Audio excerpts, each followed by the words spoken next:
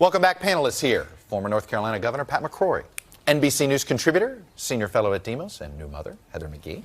NBC News chief foreign affairs correspondent, Andrea Mitchell, and Dan Balz, the chief correspondent for the Washington Post. Now, we're going to spend some time remembering President Bush later in this hour. But first, I want to go with the big news of the week. Dan Balz, there's a new timeline now from the campaign that you start to wonder if it's going to be of concern now that this becomes a concern to the American public.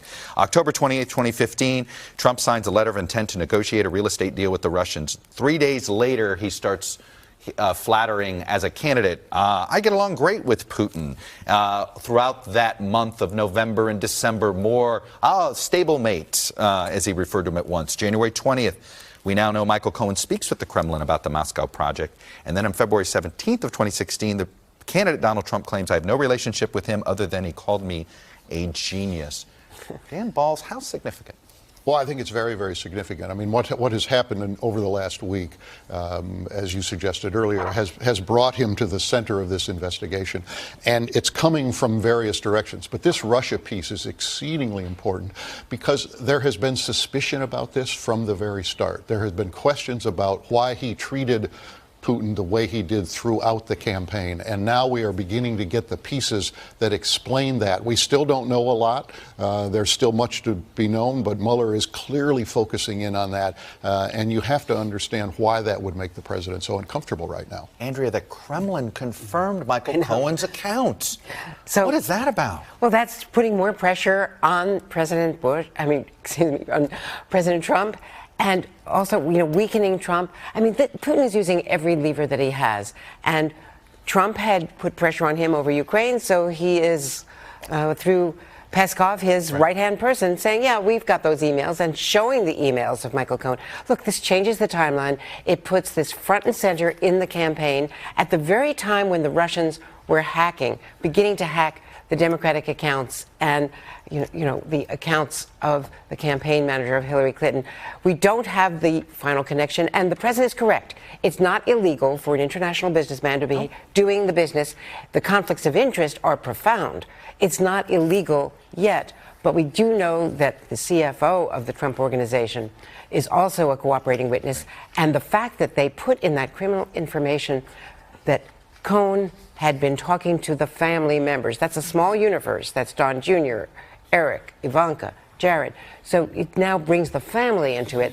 And of course, the family, they can be indicted if the president arguably cannot. Pat McCrory, I want to read you something David French in the National Review wrote. And he says, yes, I'm mainly pleased with American policy towards Russia since Trump has been president. But Trump's actions represented an extraordinary conflict of interest. Americans were listening to Trump's praise of Putin without realizing his profit motive. That's intolerable. Do you agree? No, I disagree with these grassy knoll theories. Listen, when I was How's mayor, this a grassy knoll theory? Well, I think we have a lot of may issues. The congressman several times said this may mean this may mean that. We don't know that. Those are theories. I met with the Trump family when I was mayor over a decade ago about building a tower in Charlotte, North Carolina, including Ivanka Trump and Eric Trump and Donald Jr. This is a typical thing where you have a major developer trying to meet with the leaders of whoever the government is. In Moscow, it's not against the law for McDonald's, for Pepsi Cola, for Ford Motor Company, even for Kentucky Fried Chicken to invest in Russia. And we're making it sound like it was against the law to invest in Russia. And it was not. You're right. It was not against the law for a presidential candidate who's a major business person. But shouldn't he have disclosed what was a clear conflict of interest, giving them leverage over him? Well, first of all, you're assuming there is leverage. That's a theory. And I don't, first of all, he never built the building in Russia. By the way, he never built the building in Charlotte either.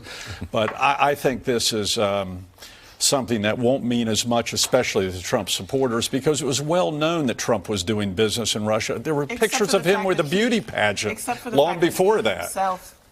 Governor, except for the fact that he himself said, I have no business dealings with Russia. So he actually lied to the American people. His personal fixer and attorney lied to Congress 3 times.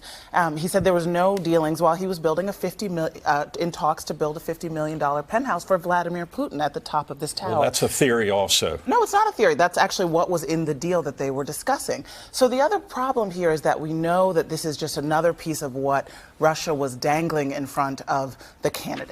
If the promise of stolen emails, which eventually they'd get to those conversations, wasn't enough to get him in his corner. And the sad thing that this reveals about the man who's currently in the White House is that it worked, is that he was willing to vouch for President Putin, and that's. Well, first of all, there are a lot of business. There are a lot of business people. There are a lot of top Fortune 500 CEOs who want good relations with Russia. But they're not in the White House. He wasn't in the White House at the time either. He was trying to become the president who's supposed to put his country ahead of his own profit motive, and that's the big difference. There is economy motives for the country, and there are a safety issue. Not in the economic there are safety issues. There are safety issues for America having a good relationship with Russia. Let me go back to the Mueller probe a minute. And Dan Balz,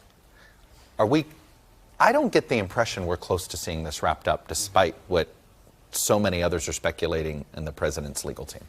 I would agree with that, and I think that has been the reality throughout this. I mean, there are moments when things happen, and we all kind of instinctively say, well, this is accelerating, and he's really getting near the end. And the truth is, this has been an amazingly methodical process, and I think continues to be. And he is building a case. We don't know ultimately what that report will say, but the threads are more evident as a result of what we saw last week. The reason I asked for the timeline: at what point do we get to the point, Andrea, where when Mueller puts out his report, there's going to be a lot of political folks that say, you know what, let the voters decide this, not Congress? No, I think that is one of the issues, because first of all, there's no absolute report that gets put out.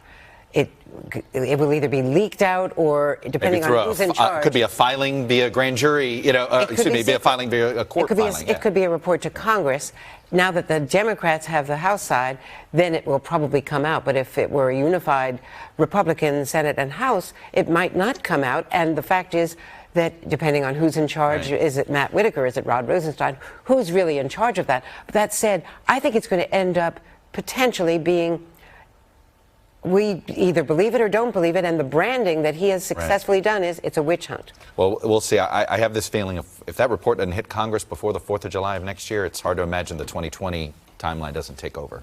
I think the most important information is the Manafort-Giuliani communications.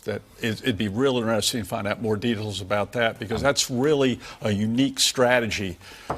Where usually strategy the is one Justice thing. Department knows everything, but them talking among themselves is very interesting. Is strategy or something more? Hey, NBC News fans, thanks for checking out our YouTube channel. Subscribe by clicking on that button down here, and then click on any of the videos over here to watch the latest interviews, show highlights, and digital exclusives. Thanks for watching.